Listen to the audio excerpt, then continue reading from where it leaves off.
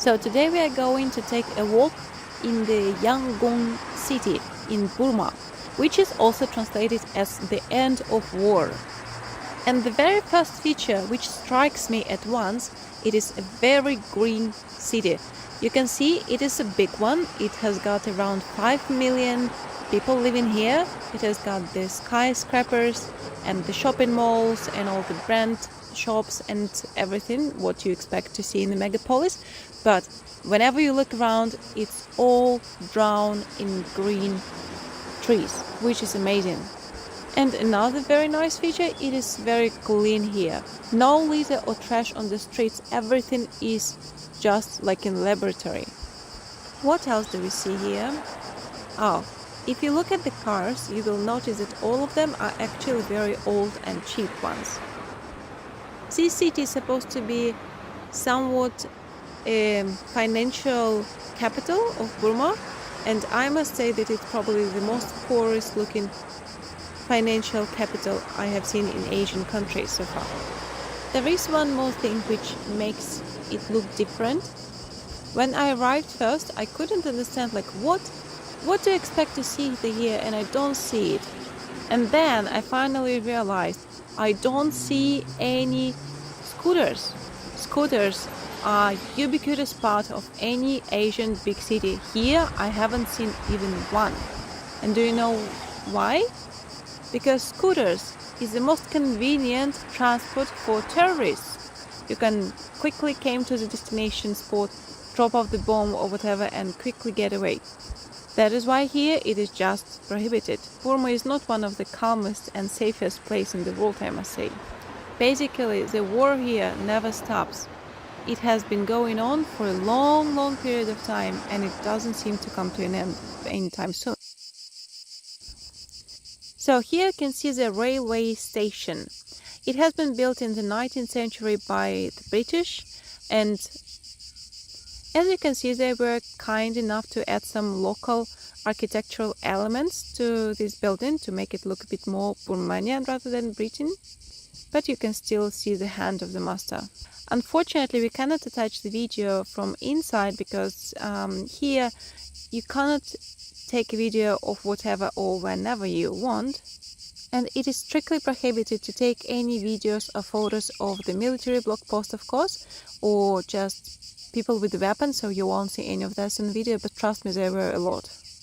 Anyway, inside I have seen just maybe 5 people, even though the building is huge. Outside I could see just one train waiting for the passengers. There were no more trains expected till the end of the day, because there are just few of them.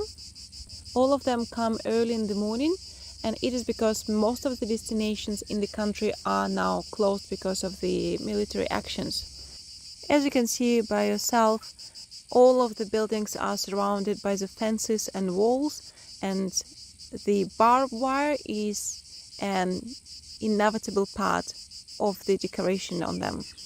When we were visiting the rich district in the area, they had actually around 5 fences, one by one, all with a barbed wire, and some of them are under tension. The majority of the buildings were created by the British, actually, back to the 90s or early 20th century.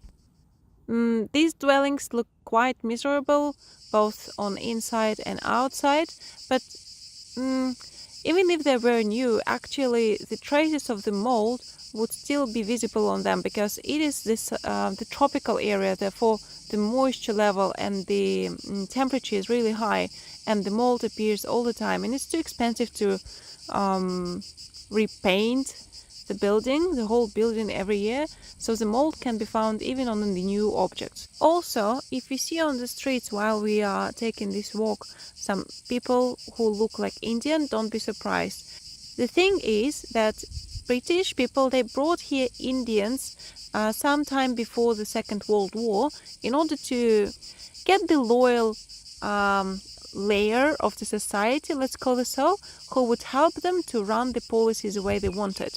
Therefore, by this time, in the 5 million city, 40% of them are Indians.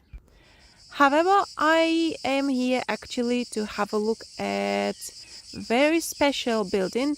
It is the church which was built in the 1911, and of course I cannot access it right now because of the military actions in the area. So we are just going to have a look at that through the fence. That is a magnificent example of the Gothic style, and I actually do love this very exotic combination of the tropical jungles and that kind of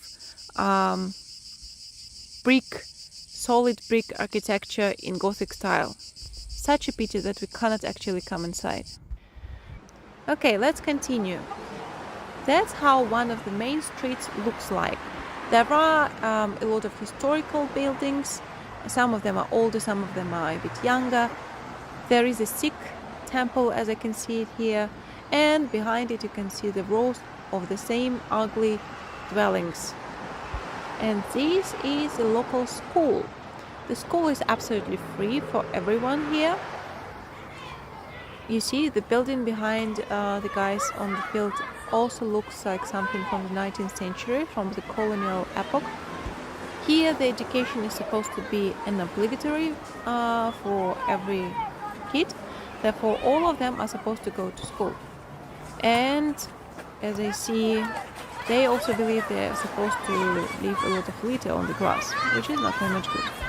Probably need to go inside and have a little chat with the local principal.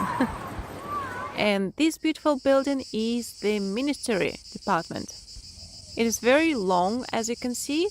It was built in 1886, I believe.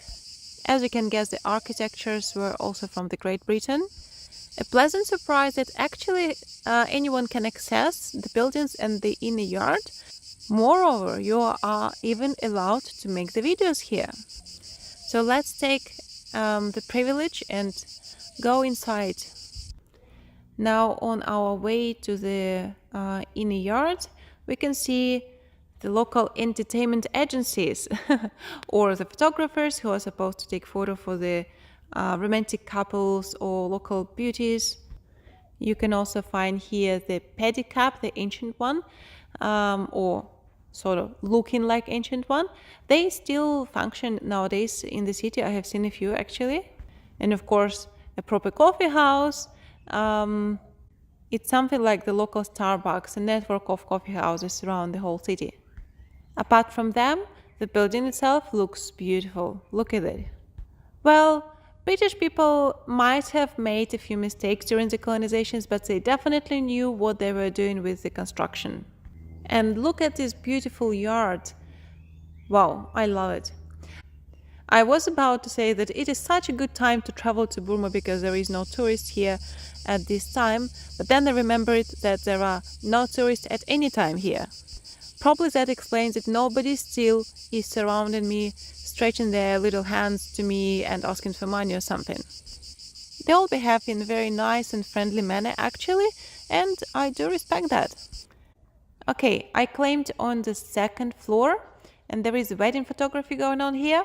As you can see, they are not wearing the traditional costumes, they are all wearing European outfits. But as you can see, the bride is wearing the red color dress, not the white one. That is very Asian, in a good meaning of this word. And what we have got here, it is a sort of an art cafe. So as you can see, even the war and the constant conflicts in the country, low level of quality of life, doesn't kill the strive to the perfection and to the beauty in their hearts, which is good. It is very early hour now, so that's why there is no one here, I guess. But they say that it's very much popular in the evening.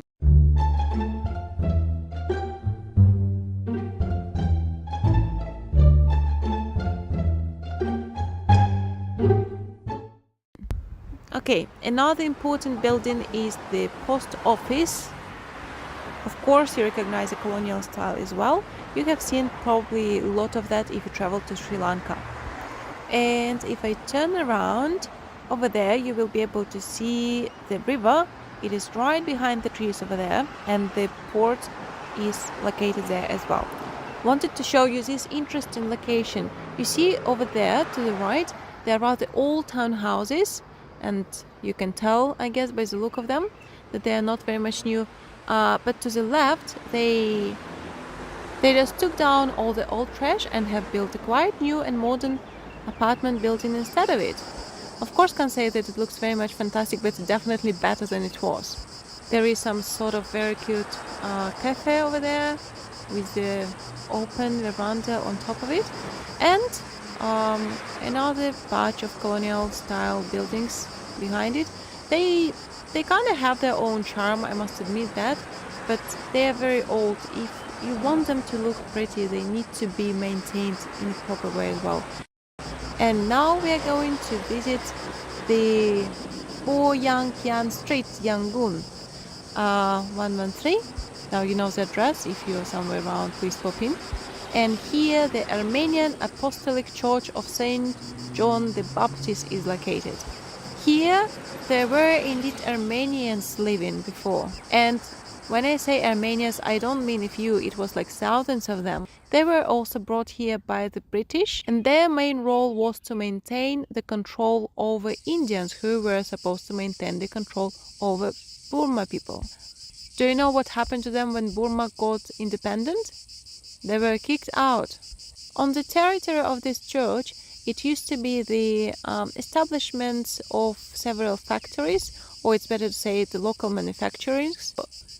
There was a market and something else, but the idea was the political control first of all.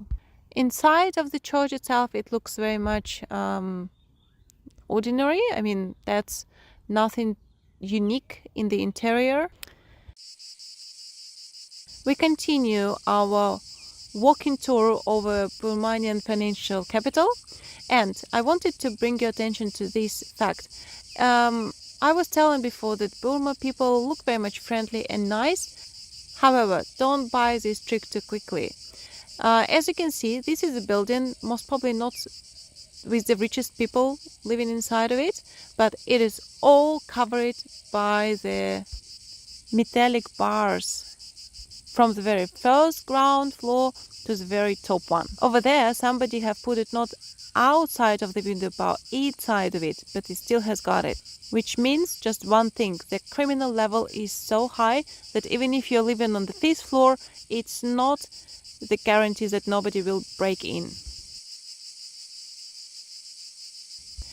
And now you're looking at the most expensive hotel in Yangon. At least that's what it used to be before. This one was built in the 18th century.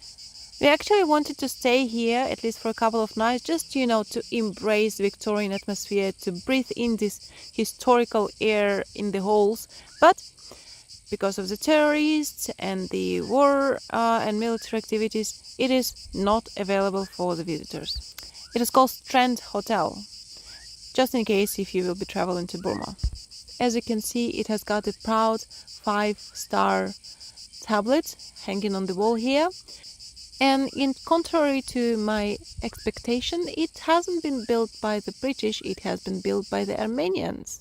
Now we are on the main street of the city, and here beside big and very respectable and solid looking buildings, which were built in the 19th century by the Britain, we find this very special one. It is very special because back that time, on the first floor of this building, they used to trade gemstones and gold. Burma was always famous for best quality and very expensive gemstones and a lot of gold which can be mined here. Guess which nationality was occupying the floors above this in the same building? These were the Jews.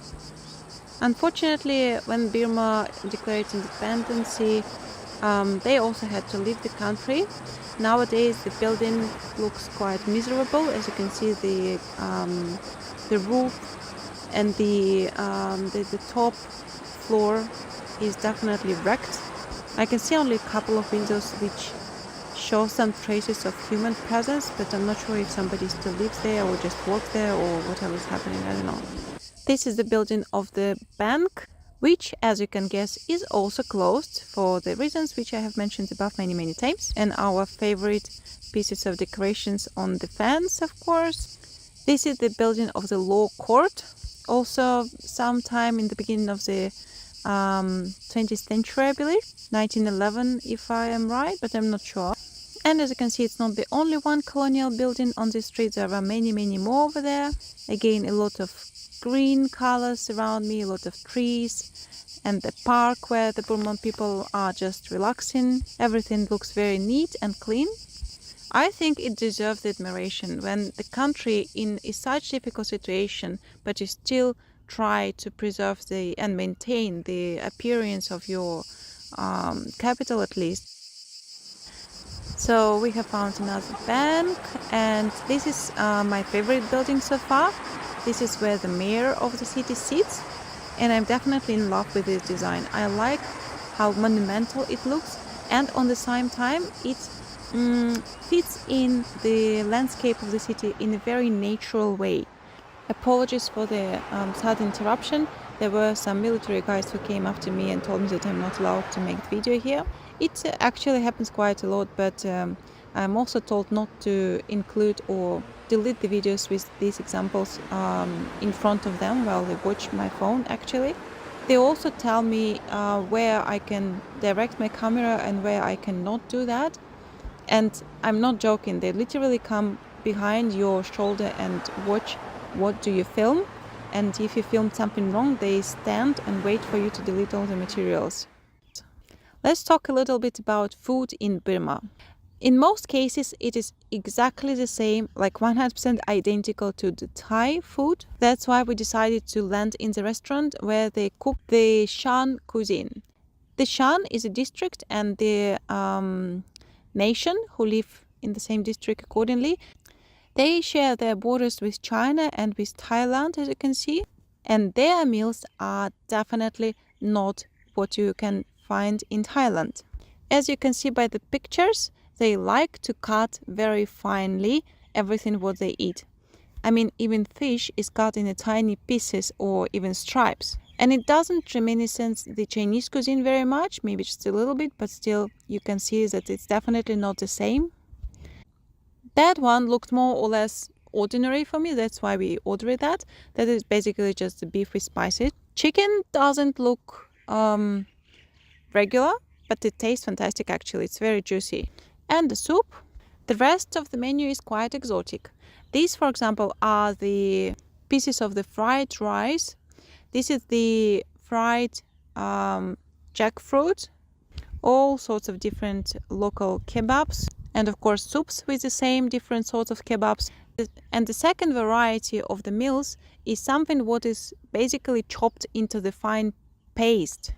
Meat, rice, vegetable, doesn't matter, everything just goes into that kind of nearly liquid substance. Okay, I guess we'll just try and see how it goes. The food was actually very nice in terms of the taste, and let's have a look at the restaurant itself inside. In the beginning I thought that it is a kind of a old building, but it is actually the construction of the 2009. But the design is made in accordance to the traditional standards, therefore the interior look very much appealing. And a lot of windows, a lot of space, in order to make sure that the temperature doesn't rise too much inside, as it's still a tropical country, so you don't want too much heat to come inside of your building or house. A few floors over here, so it's big as well. And it is actually a famous restaurant. As you can see, the Princess of Thailand has dined some time ago here. Siritorn, her name was, if I remember correctly. And this is Mr. Johnson, probably you know who it is, in relation to the recent events. And even the Princess of Japan has visited this beautiful place. They have got an enormous wall with the awards from TripAdvisors and all that kind of stuff. So in general, the place is nice, the service is very good, the food is delicious, highly recommended. Look what I found outside. They also have, like in Thailand, the spirit house, very modest though. And that is how it looks from outside. also the traditional Burma style of the architecture. On the street, it is the ubiquitous sound of the electric generator. As the electricity is not very much reliable here, the same as the internet, in many states they don't have it at all because they don't want to allow the terrorists to communicate between each other, therefore just shut down all the infrastructure. And as you can see, the street where the famous restaurant is located has got a few very nice neighbors whose houses are obviously rich, but they are surrounded by the fences with the... So basically everything here keeps giving you the signal that you should stay on your toes, because everything can change within the span of a few seconds. And that is unfortunately is very much true. There is still a lot more to see here. That's why we are going to make at least 2 more videos with the walk and investigation of the Burma capital, and not only. So stay with us. Don't forget to subscribe if you don't want to miss the new videos, and leave the comments below if you have any questions, because I assume you might have a few.